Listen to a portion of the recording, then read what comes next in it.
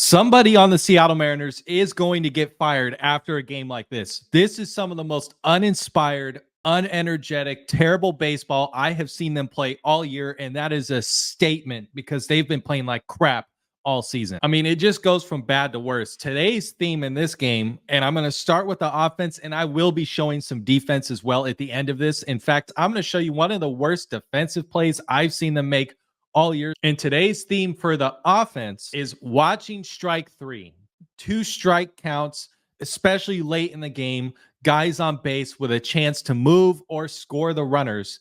You got to be able to battle. You got to be able to go up and have a 2-strike approach and battle in the box. And these guys, starting with Mitch Garver, look at the situation. This is bottom of the 6th inning. Bryce Miller, your starting pitcher, has been dominating the Angels. He gave you 7 shutout innings. But here we are. This is runners on first and second. 2-2 count to Mitch Garver. Okay, 2 strikes. And what does he do? Watches strike 3 right there. Is it close? Sure. Is it a good pitch? Absolutely. And here's the thing, and this is what bothers me the most. Aside from just like the 2-strike approach and just not really having one at all. If you're new to my page, I've been doing breakdowns for over 100 games now with this team. I have given them so many passes to be terrible. So many. So if it seems like I'm being nitpicky or I'm like trashing on guys that are pro baseball players, even though I've never played at that level, don't want to pretend like I have. At some point, you are a professional. At some point, you have to be able to produce in big moments. And they've been consistently the worst offense in baseball for over 100 games. Now is the time to start holding them accountable. 100%. Look at that location. Good pitch. Got to be able to fight it off. So watch a strike 3. That ends the inning. Here's Josh Rojas earlier in the game. Barely even swung at that. It looks like it had some good movement on it. I don't know if you want to count that as looking or just a shitty little swing, but that was on a 1-2 pitch. He's out. Dylan Moore watches that one. That's on the edge. That's for strike 3. That was in a full count. And again, like it's close. It's a close pitch. What happened to anything close? What happened to fighting it off? Never happens, I swear. Mitch Haniger, here's on a 2-2 pitch, his 7th inning. That's almost right down the middle. Watches that for strike 3. I mean, these are fastballs too. Like that. I can't do it, man. You have to swing. You just have to swing. Now, here's when we get to some of the worst baseball I've seen them play all year. Bottom of the 8th inning. This isn't, look at the count, a 3-1 count, a hitter's count. You're looking for a good pitch to drive here. Runner on first base, tie game. Luke Raley's up at the plate. You should be sitting fastball. You should be sitting for something good to hit here. He gives it to him. That's 95, almost right down the middle. And what does he do? Pops it up to the third baseman, keeps the runner at first. Now there's 1 out. Victor Robles comes up. 2-2 pitch. Again, 2-strike count. Got to be able to defend the strike zone. He's been pretty good. He's been, in fact, the best hitter on the team for the last like month and a half, which is unbelievable. But you got to be better in this situation. 2-2 pitch. Runner on first base. Chance to move the runner over. Watches that one for strike 3. Again, is it a great pitch? Sure. But I've been watching this all year. And at some point, you have to be a professional. And at some point, you got to be able to fight off a good pitch. When is that team coming? I'm still waiting for that team to show up. And then this is the same inning. Jorge Polanco, this is in a full count. He got a little bit screwed over here, but I don't care. Is it close? Sure. Umpire rings him up on it. It's close. What happened to anything close? This can't happen as often as it did in this game. I believe that's 6 times they struck out looking in this game. Many of those in which at the end of the game with runners on base with a chance to do damage. And you're going down without swinging the bat. It's just unacceptable. Okay, so now let's get to the really, really bad baseball. This right here, I haven't broken down defense in a while, but this is just some of the most uninspired baseball I've seen in a long time. It truly looked like these guys did not care on this play. Top of the 9th inning, you're trying to hold on, give your team a chance to walk it off in the bottom of the 9th. Runners on first and second. There is 2 outs. Joe Adell comes up to the plate, who has been rough for the Mariners. And he's going to give you a base hit right up the middle. And it's going to be a possible play at the plate. I don't know. But Victor Robles throws that one in, misses it. It bounces off Cal at home plate. and the runner that hits the single goes all the way to third, and they score 2 runs on a base hit up the middle. Now, there is 2 glaring mistakes that I saw when I watched this, and I want to point them out so you can see exactly what I'm talking about. Victor Robles, who has been good at the plate, has had his issues defensively. 100%, no matter how you look at it, they need him in the lineup because of his bat, but his defense is a little bit of a liability, and this is another situation where that comes to fruition. And I don't know if this was because he couldn't handle the ball in the transfer. I don't know if he was just, this is like a mechanical thing, but he does double shuffle in this and hesitate to get the ball to the plate. And it looks like there might have been a play. Watch him here. Shuffle, shuffle, then throw. That's not it. You come up, you make one crow hop. If it's an outfield crow hop, if it's a side crow hop, whatever it is, you come up with the ball and you send that mofo home, especially because you're running in on it. You have your momentum going home. It should be pick up right there, transfer, throw. He should have thrown. That's where the throw goes right there.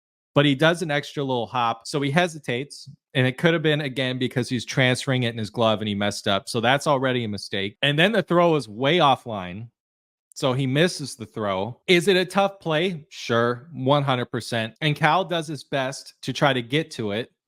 Bounces off of him. The pitcher is in the right spot, but it bounces off of him, goes to the other side, and the runner that hit the base hit goes all the way to third. So Victor Robles 100% blew that play on the transfer and on the throw. Terrible execution. But now let's watch Luke Raley. And this is exactly what I'm talking about when I say uninspired, lazy, no energy baseball. And this is, people might want to say this is like the little stuff and it doesn't matter, but the little things matter. Anyone that's played sports before, it doesn't even have to be at the pro level. How many times have you had a coach say, you got to do the little things right? You got to do the little things. You got to hustle. Can't do the little things right. You can't do the big stuff right. It's just the energy and the flow of the game gets affected by that. Watch Luke Raley at first base. The base hit up the middle. At first, he does the right thing. He retreats back to the bag in case the second baseman is able to make a play on this ball. He makes the right read, goes back to the bag. As soon as that ball goes through the infield and is now a base hit, he needs to be getting on his horse, running pants on fire to his spot for this cutoff for 2 reasons. First of all, it mechanically, you're just, as the cutoff man, you're kind of what helps an outfielder line up the throw. That's part of your job as a cutoff man, not necessarily catching it and stopping it if there's no play at the plate. You're also part of what lines it up. The outfielder is taught you're trying to throw the ball right over the cutoff man's head. So he can either let it go through for a play at the plate, or he can cut it off and keep it on the infield and stop the runners. And watch Luke Raley I've seen Luke Raley sprint. This is not sprinting. He drifts to this spot, gets there late anyways. Even if there was a cutoff, he wasn't really there in time anyways. So watch him run over. He just kind of haphazardly just kind of jogs over to his spot. It goes through anyways. The play was at the plate. And he's not there. Even if he needed to cut this ball off, he's not in the correct spot. He should be basically right behind where the pitcher mound is by the time he has the ball in his hand. He should have been running, sprinting to that spot to help line up this throw, and he didn't. You guys tell me, does that look like full-blown running to you? Does that look like sprinting with your pants on fire to get to your spot? Or does that look like a guy that's just kind of, I'll get there in time. It's whatever. It's going through anyways. I mean, that's just lazy, uninspired baseball. And another reason why he needs to make sure he's in that spot is because it stops the runners from advancing further. That runner that hit this base hit, if the runner looks at Luke Raley and he thinks he's got a real chance to cut this ball off, he probably stops or doesn't even round second base because he thinks there's a chance. But he doesn't even make an effort to even sell that he's going to catch this ball, because that, again, is the other part of the job of the cutoff man. When the guy is rounding first base that hits it, part of your job is to sell, even if there's a play at the plate, you need to sell that you're going to catch it and cut it off so the base runner behind you thinks you're going to catch it and doesn't advance further. He doesn't even really make an effort at that. He just kind of haphazardly just kind of sticks his glove out. It looks bullshit. So he keeps running. Look at that. I mean, it's just bad. It's just so bad. It's so bad, guys, that no situation should two guys score on that. And in no situation should the base runner make it all the way to third on that. It just shouldn't happen. That's all I'm trying to say. And for all the people that, again, I want to say I'm nitpicking here. Yes, I am. I absolutely am. I am picking on the little things because you got to do the little things right.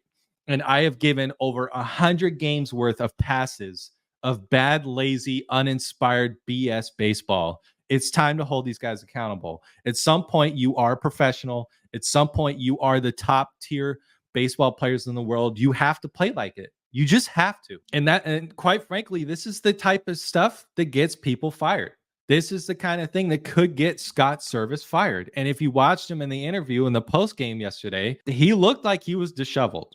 He looked like it was the season's basically over at this point. And honestly, if I had to say, I would say you kind of need to fire Scott, because at the end of the day, the energy, the like playing inspired and with passion and like having a good energetic team on the field that looks like they want to go out and take a win from somebody, that's on management. That's on the coach. And if the team doesn't show that, that's your ass.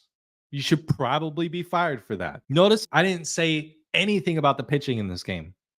I didn't say anything about Ryan Stanek coming out of the bullpen. I didn't say anything about the mismanagement of the bullpen in this game, because I actually think that if there was like a tier list of issues that went wrong in this game and who's to blame, that's at the very bottom. That is at the very, very bottom of the list. Is there a problem there? Sure, a little bit, but here's the thing. If a guy's giving you 7 shutout innings and the team you're playing against only scores 3 runs and the game's over and you don't have a chance to win and you're giving away free bases and you're giving away free runs, it doesn't matter if you have a good bullpen or not. It doesn't matter if you mismanage them or not. They shouldn't have to pitch perfectly for you to win. The pitching staff shouldn't have to come in and pitch a total shutout across the board for you to win the game. That's where the problem lies. Allowing only 3 runs is more than good enough of a job for you to win the game. And the Mariners have scored less than 3 runs in like 50 games this year.